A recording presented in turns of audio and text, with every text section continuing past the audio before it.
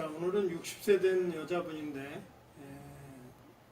무릎의 통증과 부종, 그 다음에 운동장애를 주소로 해서 치료받고 있는 분입니다.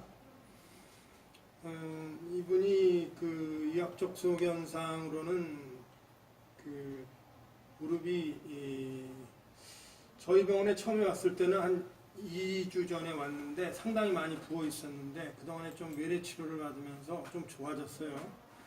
그래도 걸을 때 통증이 심하고 그 다음에 이제 그 운동에 제한이 있고 그래서 이제 오신 분인데 MRI를 보니까 그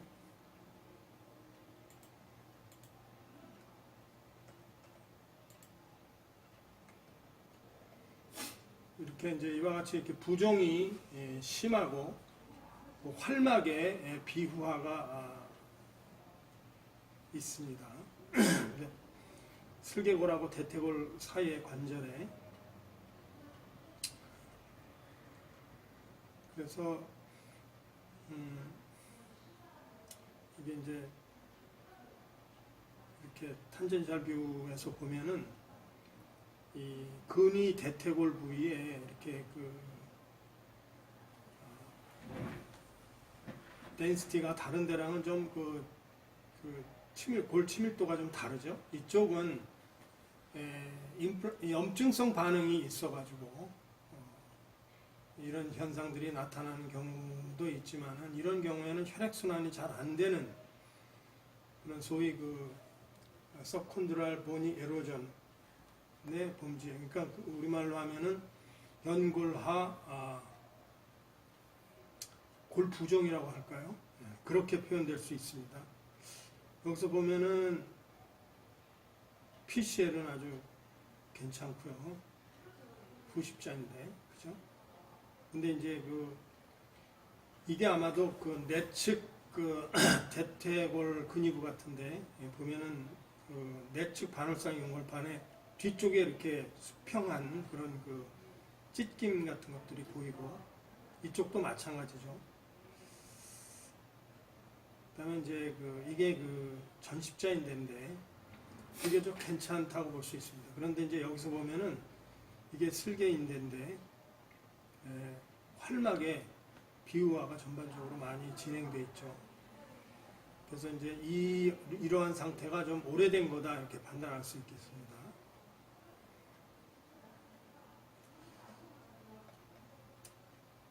그래서 이제 정면의 사진에서 보면은 우리가 조금 더 대퇴 근위부에 소위 연골하 골부종 그런 것들이 이렇게 분명하게 보입니다. 이게 보통 원크릭이 기계마다 좀 차이는 있지만은 한 0.5cm 정도 되기 때문에 이 범위가 상당히 크다는 것을 알 수가 있습니다.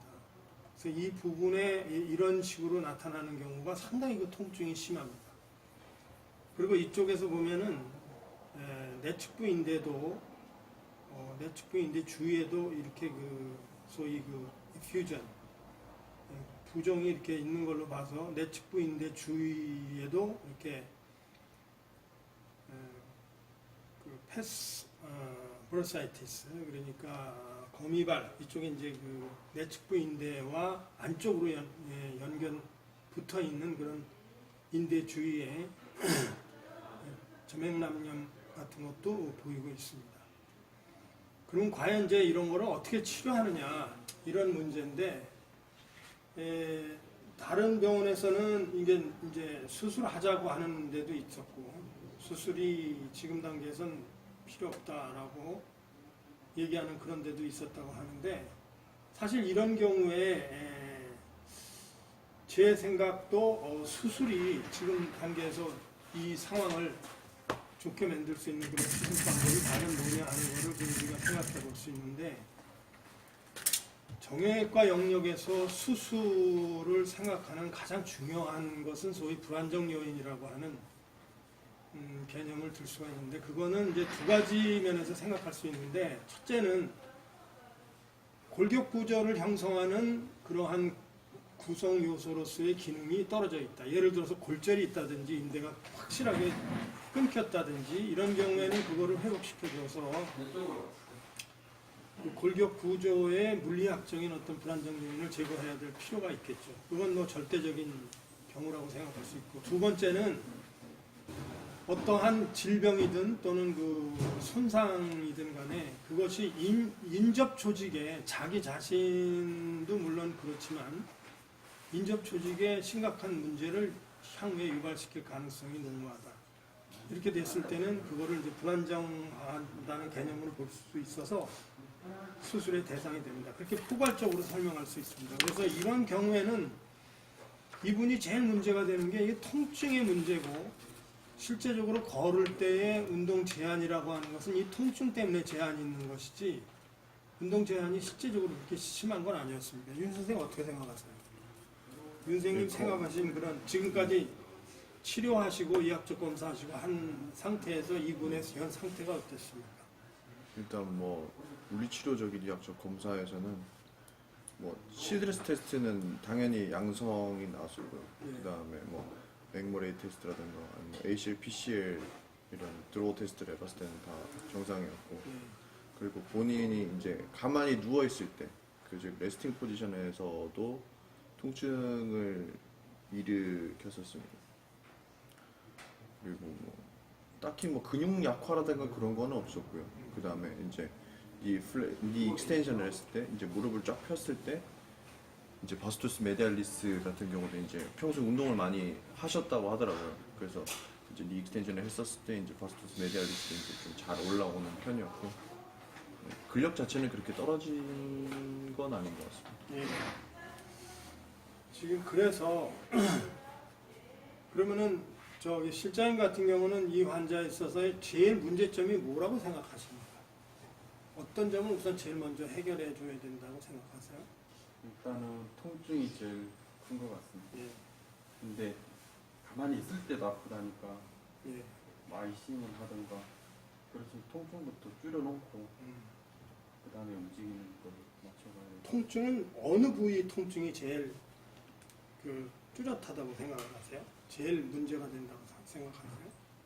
만졌을 때는 이쪽 부위 네. 자체 전반적으로 다 아팠고 본인이 느끼기에는 요 부위랑 근육 쪽 겉에 부분 네. 이런데 전체적으로 다 아프다고 하셨습니다. 그래서 하여튼 그 제일 통증이 심한 부분이 요 부분 그 근위 이 경골 근위부에 내측 그 근위부에 지금 MRI에서 보여주는 이 부분의 통증이 사실 제일 심한 상태입니다. 특히 이분은 워킹 한다든지 움직일 때보다 또 레스팅 할 때 통증이 심하다는 거는 되게 그 연골하 부종이 골 부종이 있을 때 굉장히 그 심한 통증이 이렇게 올 수가 있습니다. 그래서 이것이 제일 중요한 문제고 그 다음에 소위 말해서 그 인스테빌리티 불안정 요인을 생각할 수 있는 그런 요소는 그렇게 많지 않습니다. 그래서 이런 경우에 수술의 절대적인 인디케이션이 되는지 그런 거에 대해서는 굉장히 의문시되고 있습니다. 그래서 저희는 이 통증을 어떻게 경감시켜 줄 수 있느냐 그 부분에 대해서 이제 그 집중적으로 생각을 하고 있는데 우선 메디케이션을 이분한테 가장 적합한 메디케이션을 통해 가지고 메디케이션을 생각을 해서 그걸 치료를 하고 있고 그 다음에 이제 두 번째로는 이 부분에 대한 그 물리치료 통증을 경감시켜 줄 수 있는 물리치료 여러 가지 저희가 가지고 있는 ESWT라든지 슈퍼라이저라든지 이런 거를 통해서 국소적인 통증을 경감시켜 주는 방향으로 지금 그렇게 해가고 있고 그 다음에 지금 이분이 이러한 그 스트레스가 이쪽에 집중이 돼서 이쪽에 패솔로지가 집중되고 있는